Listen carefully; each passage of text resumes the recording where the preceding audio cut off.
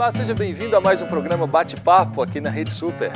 Muito obrigado pela sua companhia, é um prazer imenso estar mais uma vez junto com você, entrando na sua casa e com uma proposta que nós podemos dizer assim, com muita clareza e com muito gosto, podemos dizer orgulho, mas não seria talvez uma palavra tão apropriada.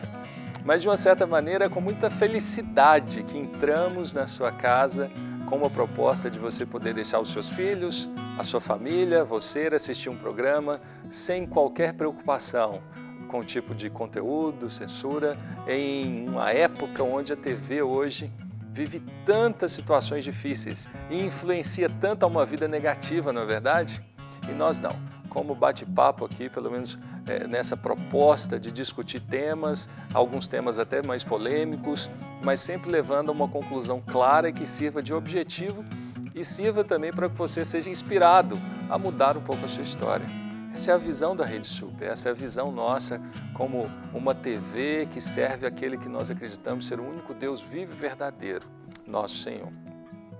Bom, hoje, mais uma vez, queremos falar sobre um tema muito importante e relevante, um tema bíblico para a história da igreja. Falar sobre missões. Você conhece sobre missões? Você tem um chamado missionário? Você conhece algum missionário? Você contribui com algum missionário? Você suspeita da obra missionária?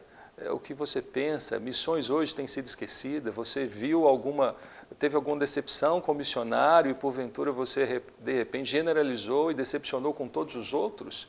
São perguntas que nós precisamos fazer a nós mesmos, mas também a pessoas que conhecem histórias e refletir sobre elas. De repente, uma história pode ter deixado o seu coração esfriar, mas Deus é poderoso para reavivá-lo, esquentá-lo novamente e trazer a sua vida de volta àquilo que é o propósito dele. Quem sabe, já de pronto assim te enviar para um seminário, para uma obra e você cumprir aquilo que sempre foi a vocação de Deus.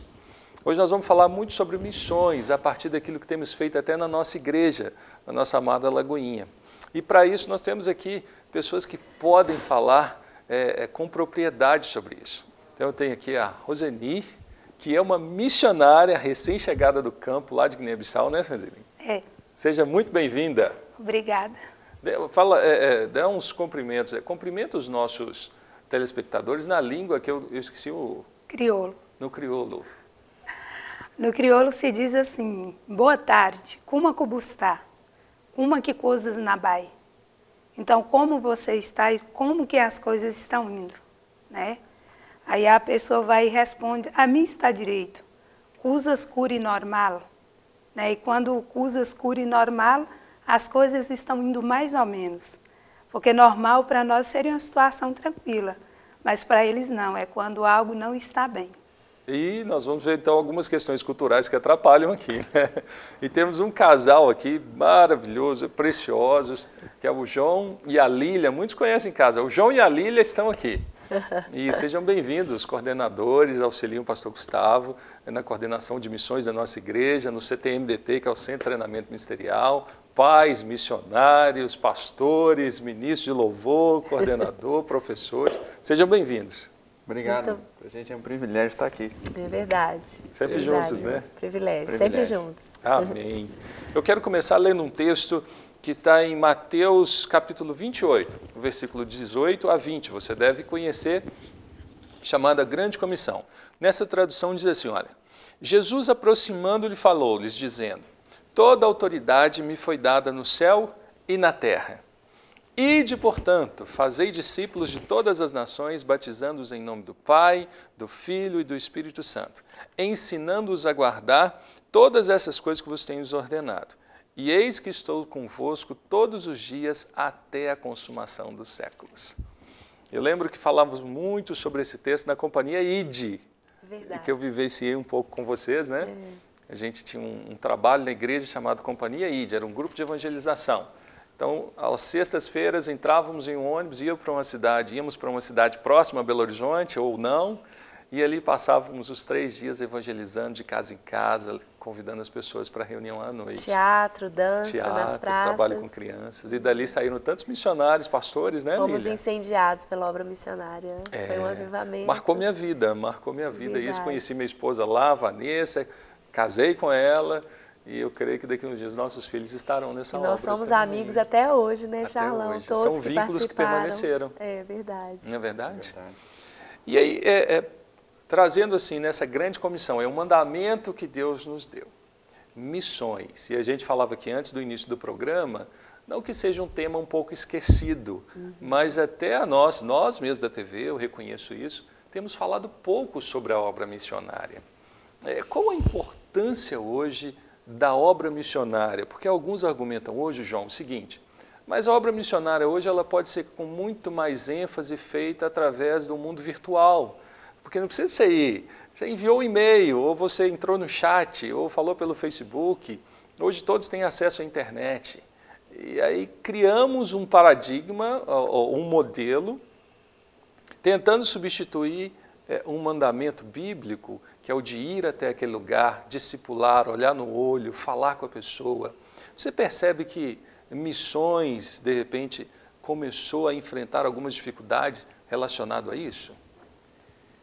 Olha, eu entendo que missões é uma ideia do coração de Deus.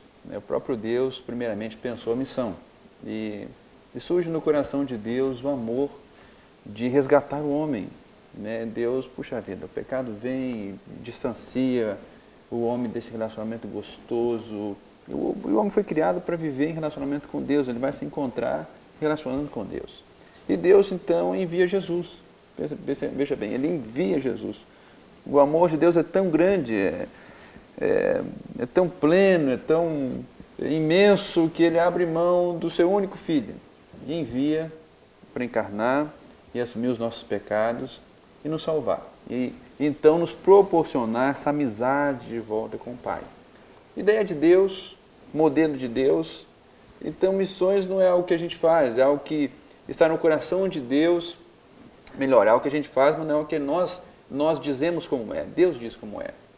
E ele enviou Jesus, e eu entendo que hoje, respondendo a sua pergunta, nós podemos usar todas essas ferramentas que estão aí, da nossa época, a internet, em Twitter, seja lá o que for. Todas as redes sociais, Orkut, Facebook, mas nós também precisamos ir, sabe? O modelo de Jesus não pode ser suprimido, não pode ser trocado, não pode ser deixado de lado. Nós precisamos, sim, deixar a nossa casa. Você veja que Jesus chega aqui, nesse texto que você leu, e ele envia os seus discípulos. Quem são esses discípulos? Aqui nessa tarde já tem um tanto de discípulos aqui, um tanto de gente. Somos nós, né? Somos nós, esses que nos assistem. Nós somos enviados, é o amor de Deus que nos envia. Então é um privilégio enorme para nós, não é verdade? Assumirmos, recebermos e obedecermos o chamado de Deus e sermos uma testemunha. No Brasil e fora do Brasil, é um preço a se pagar, mas é um privilégio muito grande que nós temos. O chamado missionário, na verdade, não é para alguns, mas para todos, toda a igreja. Né? Durante algum tempo, Lília, isso foi um pouco confundido por nós, né? Os irmãos. Porque se você tinha um chamado missionário, eu tenho um chamado missionário e eu vou para a nação tal. Então você vai, Lília, estamos com você é a missionária. E durante algum tempo, talvez pessoas descansaram muito em cima disso e escolhem uma para ser missionária, os outros 50 colegas... Um representante para 1000, né, ou para 100.000. E a igreja, o chamado missionário, o ID de Jesus, é para todos nós como discípulos dele. E nós somos igreja, somos discípulos de Jesus. Então o Senhor disse aqui, ide por todo mundo e pregai o evangelho. Foi para todos nós como igreja. É uma ordem de Deus para nós irmos e pregarmos o evangelho de Jesus, curarmos os enfermos, libertarmos os cativos e pregarmos o evangelho da salvação. Então todos nós temos uma responsabilidade missionária de cumprirmos o ID e pregarmos a palavra de Deus. Alguns missionários têm um chamado específico de tempo integral transcultural, né, para fora do Brasil ou aqui mesmo no Brasil, em tribos indígenas, em lugares não alcançados, ou também para trabalhar em comissões urbanas. Mas a gente percebe que a palavra de Deus ela é única para todos nós, ela não está aqui escrito somente ide, somente os que têm chamado missionário, ou aqueles que se sentem missionários. Mas o ide é para toda a igreja, todos nós como igreja, toda a igreja que é conhecida como Igreja de Jesus Cristo na Terra, tem o chamado de ir e pregar o Evangelho, o chamado missionário. É claro que alguns de nós amamos missões e estamos trabalhando na igreja local, como eu e o João, estamos aqui já na Lagoinha há 13 anos, trabalhando com jovens com treinamento missionário. Estamos aqui na igreja local, no Brasil, mas estamos treinando jovens para irem às nações.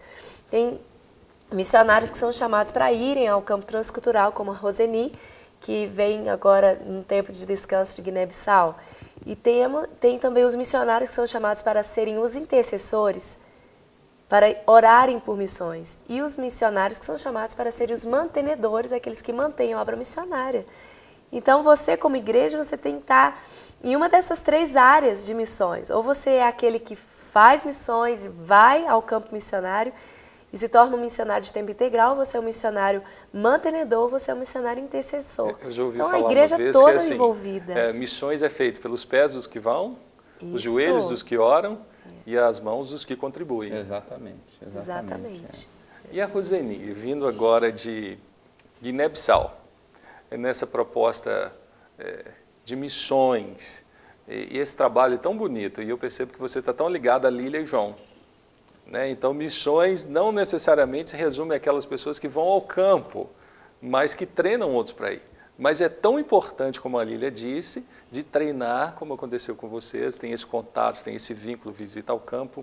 Como é, Roseni? De repente você está aqui, cria um vínculo, porque vamos pegar por esse lado. Você é treinada, você acaba sendo formada, a gente cria vínculos. E na hora de ir, mesmo tendo assim aquela paixão, fogo que queima, às vezes é difícil no momento da partida de você deixar os amigos, deixar a família. Como é que acontece isso? Ou não, ou vem aquela paixão e aí o próprio Deus cuida de cuidar dos nossos sentimentos? Eu vejo, pastor Charles, que o ardor missionário fala mais alto. A causa né? é maior, né? Uma a frase causa é maior. É a frase do João. E é uma palavra que é muito forte no meu coração. É quando Pedro, né? Ele pergunta para Jesus: Senhor, para quem iremos nós, se só o Senhor tem as palavras de vida eterna? Isso é uma palavra que soa tão forte, por quê? Porque a humanidade, muitas nações não conhecem. O que eu e o senhor Pedro teríamos a resposta que só Jesus tem essas palavras, as nações não têm. Então, as nações não conhecem Jesus. E aí é que entra, quando você, como missionário, olha a causa daquele que nunca conheceu o mesmo Deus que você conheceu. Então é aí que esse ardor ele invade o teu coração. Quando você olha uma vida que ele nunca ouviu falar de Jesus. Ele, por exemplo, Guiné-Bissau são 72 anos do Evangelho. E quando você vê a igreja, você não pode dizer assim, olha, é totalmente convertida, conhece Jesus. Né? Porque muitos, mesmo estando dentro da igreja, só ouviu falar. Mas ainda não... experimentaram, tiveram a sua experiência com o Jesus Salvador. Jesus como Salvador. Mas aí você vê essa palavra de Pedro, né? Que Jesus ele é a única alternativa. E é essa alternativa que nos dá o quê? Que nos impulsiona a ir, né? Viver numa nação diferente, numa cultura diferente, onde você acaba apaixonando de uma forma tão intensa, né? Eu, quando cheguei aqui mesmo, a terceira noite para mim foi, assim, assustador. Porque você olha assim, eu estou numa nação onde eu só tenho energia de 7 da noite às 2 da manhã. Né? Eu acordei apavorada, procuro a minha lanterna, mas aí veio a consciência, eu estou no Brasil. Eu estou aqui, tem luz, aqui tem água, tudo está normal, está tranquilo. Então aí você vai viver com um povo que não tem a mesma estrutura que você tem. Você vai viver com um povo que há tantos anos sofre por causa da guerra, tantos golpes militares. E aí quando você chega lá, você olha e aquilo que Jesus falou, eu estarei convosco até a consumação do século. Amém. Então isso aí soa Amém. mais forte.